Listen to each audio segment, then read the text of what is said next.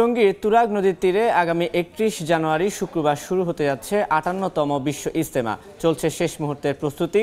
সেখানকার সবশেষ পরিস্থিতি জানাতে সরাসরি যুক্ত হচ্ছেন সহকর্মী আলামিন তুষার। সরাসরি যাচ্ছি তার কাছে।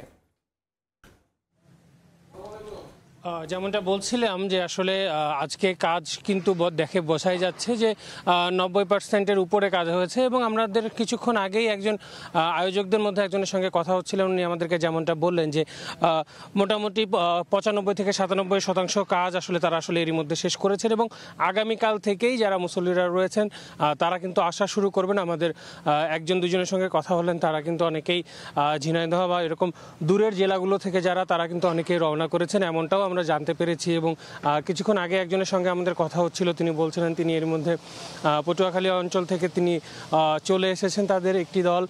আমরা দেখছি যে আসলে শেষ মুহূর্তের কাজ বলতে যেমনটা বোঝায় যে একদম সামিয়ানা টানানো থেকে শুরু করে যেসব জায়গায় আসলে স্থায়ীভাবে যেই মসজিদটা রয়েছে সেখানেও কিন্তু আসলে টিনগুলোকে নতুন করে সাজানো হচ্ছে এবং নাম্বারগুলো বিভিন্ন জায়গায় যে তাঁবুগুলোর যে নাম্বারিং করা থাকে সেগুলো আসলে তারা আসলে সাজিয়ে নিচ্ছেন শেষবেলার মতো করে, যেন আসলে মুসল্লির যারা রয়েছেন তারা এসে যেন তাদের যে সামিয়ানা বা কত নাম্বার সামিয়ানা সেটা যেন তারা খুব দ্রুত সময়েই যেন তারা পান, সেই ব্যবস্থাগুলো কিন্তু আসলে তারা শেষ মুহূর্তে করছে। এবং আমরা যেমনটা জানতে পেরেছি যে এরই মধ্যেই কিন্তু সিসিটিভি ক্যামেরা এবং অন্যান্য যে নিরাপত্তার জন্য যে ওয়াচ টাওয়ার বা এই ধরনের যে জিনিসগুলো রয়েছে সেগুলো কিন্তু এরই মধ্যে কিন্তু স্থাপনের কাজ কিন্তু শেষ হয়েছে এবং প্রায় ৭,০০০-এর কাছাকাছি আইনশৃঙ্খলা বাহিনীর সদস্য যারা রয়েছেন তারা কিন্তু এখানে নিরাপত্তার জন্য কাজ করবেন, এমনটাই আমরা জানতে পেরেছি।